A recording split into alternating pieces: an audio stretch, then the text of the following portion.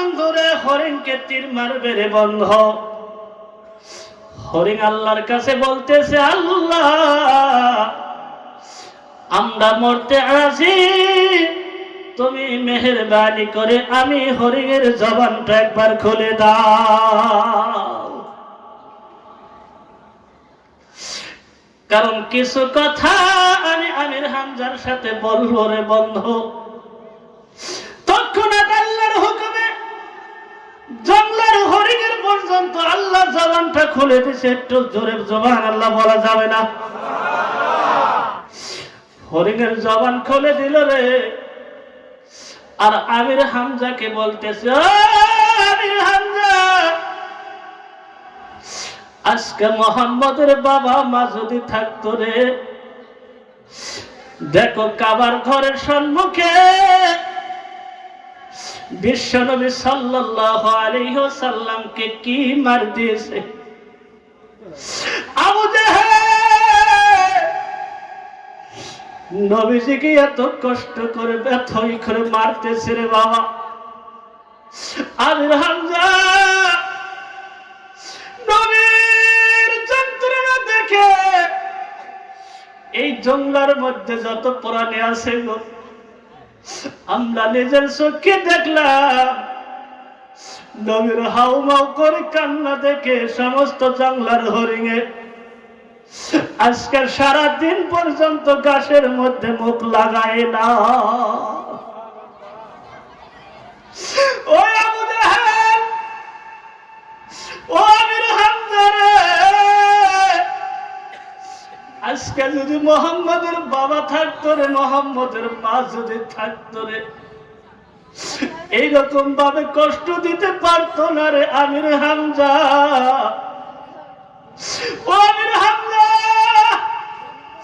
আমাদেরকে তীর মারবি কোনো অসুবিধা নাই, কিন্তু আল্লাহর রাসূলকে একটা নজর দেখার সুযোগ আমাদেরকে দে।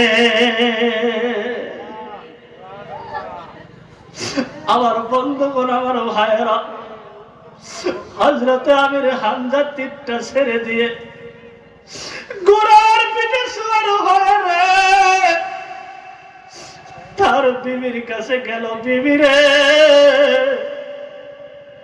জঙ্গলার হরিণ পর্যন্ত নবীকে চিনল রে, আমি আমির হামজা মানুষ হয়ে নবীকে চিনতে পারলাম না। আমির হামজার বিবি কান্দে, ওর স্বামী গো, আবু জাহেলের প্রতিশোধ না নেওয়া পর্যন্ত আপনি আসবেন না। আমার বন্ধুরে, হযরতে আমির হামজা ঘোড়া দিয়ে যায়। অন্যদিন যদি ঘোড়া আস্তে আস্তে যেত, ওই সময় ঘোড়া আরো স্পিডে যায়। আমার মুরব্বী বাবাজি গন্ডিলের কানটা লাগাইয়া শোনো, নবীদের কাছে গেল। ও মোহাম্মদ, বল রে বল রে বল, আমি তোর চাচা তোর কাছে উপস্থিত হলাম, কারণ আমি দেখলাম রে জঙ্গলার হরিণ পর্যন্ত তোমার কথা আলোচনা করে। আজকে তোমার দুঃখের যন্ত্রণা হরিণের ছোট ছোট বাচ্চারা পর্যন্ত আজকে সারাটা দিন হয়ে যায় মায়ের বুকের স্তনের মধ্যে দুধের মধ্যে পান করে না। আমার বন্ধুগণ, আল্লাহর নবীর কাছে আমির হামজা যে বলতেছে, নবী রে, তোমাকে কি কষ্ট দিয়েছে? কয় আমাকে আমির হামজা বলতেছে, কি কষ্ট দিয়েছে বন্ধু? বলতেছে আমাকে কষ্ট দিয়েছে আবু জাহেল। আর নবীজিকে বলতেছেন, আবু জাহেলের শাস্তি না দেওয়া পর্যন্ত, আবু জাহেলকে না পারা পর্যন্ত আমি ফিরে আসবো না। আল্লাহর নবী বলেন, চাচা আমাকে মারছে উনি কিন্তু বুঝতে পারে নাই। আবু জেহেল যে আমাকে কান্দাইছে উনি কিন্তু বুঝতে পারে নাই। কই ভাতিজারে, তোমার শাশি পর্যন্ত কান্না করতেছে, তোমার শাশির কান্না আমি কি করে বন্ধ করে দেব? আমি বাড়িতে বলে আসছি আবু জেহেলের শাস্তি না পাওয়া পর্যন্ত আমি আমির হামজা বাড়িতে চলে আসবো না। আমার বন্ধুগণ, আমার ভাইয়েরা,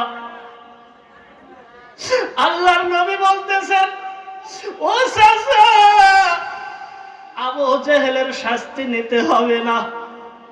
চাচা গো, আবু জেহেলের শাস্তি আপনার নিতে হবে না। আমি সব চাইতে বেশি খুশি হয়ে যাব চাচা এই মুহূর্তে যদি আপনি নিজেই কলেমাটা পড়ে নেন চাচা, আমি সমস্ত দুঃখ গুলো ভুলে যাব।